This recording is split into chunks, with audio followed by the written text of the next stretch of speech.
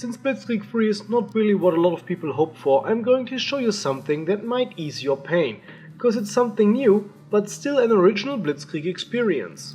In the Steam store you can find two Blitzkrieg spin-offs, Cuban Missile Crisis and Cuban Missile Crisis Ice Crusade.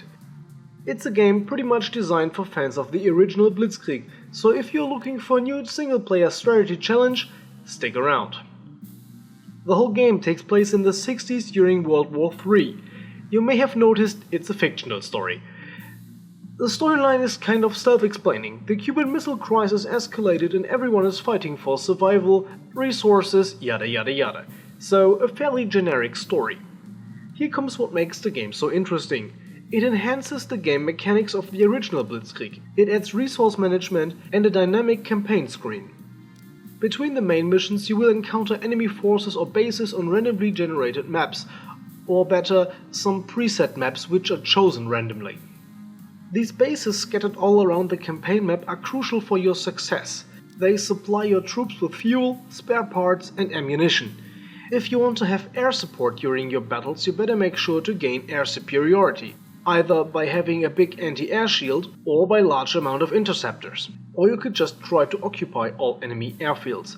You cannot call for air support if your battle takes place too far away from your airfields, so be sure your fighters are always in range. So let's take a look at the ground battles. If you are an old Blitzkrieg veteran, you have noticed all the new units. Of course, it's the 60s. As time passes during the campaign, you will get more and more modern equipment.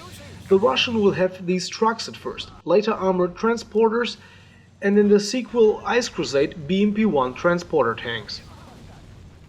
Also, you won't find any T-34s anymore. You will fight with T-55s and T-64s. Even big steel beasts like the T-10 or the Object 279 are available. It's the only game I know where you can play this beast. Seriously guys, this tank is genius. I would love to see it in Armored Warfare one day. Anyways, don't rely on your armor too much. It's the age of anti-tank rockets, and even big armored beasts can't hold up to that. Well, unless you set the difficulty on easy. So be sure out to scout enemy positions and always hold the initiative. Take on enemy armor with your own rocket launchers, or at least let your tanks strike first. Also, when encountering enemy trenches or occupied buildings with vehicles, keep them at a safe distance, or portable anti-tank weapons will quickly put an end to your fire superiority. When possible, use mobile artillery or multiple rocket launchers to crush enemy resistance and level occupied structures.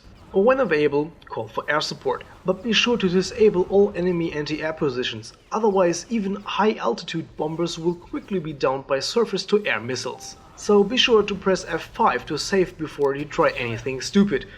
Let's say you did something stupid, but your tank survived. But if the damage is too severe, you cannot repair it during the battle, and you have to set the vehicle aside for repair in the campaign overview. And this may take 1 or 2 rounds in which the vehicle cannot move and eats up spare parts.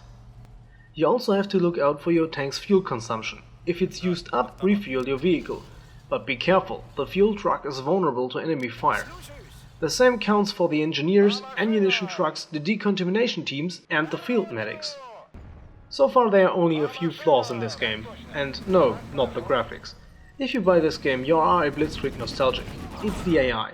If you kill a gun crew with a sniper, nearby infantry will try to replace the killed crew, which is a cool feature, but it can be used to clear out enemy fortifications. Also, from time to time, enemy tanks can fire through buildings, and that's quite annoying. But that aside, you have 2 pretty cool games. The first game comes along with 4 campaigns: the Soviet, the Chinese, the Anglo-American and the Franco-German campaign. The Ice Crusade standalone brings you a new American and a new Soviet campaign, along with incredibly good new units. I enjoyed both of these games, though Ice Crusade was my favorite. So if you enjoyed the original Blitzkrieg, I can really recommend these 2 games.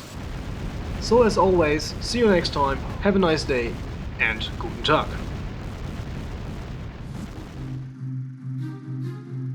In 1959, the revolution in Cuba resulted in the establishment of a new regime led by Fidel Castro, who decided the country would follow the socialist path of political development.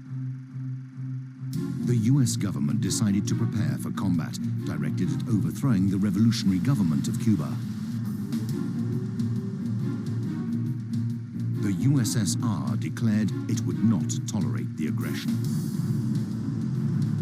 The US Department of State responded, if any of our planes are shot down, Cuba will be bombed immediately.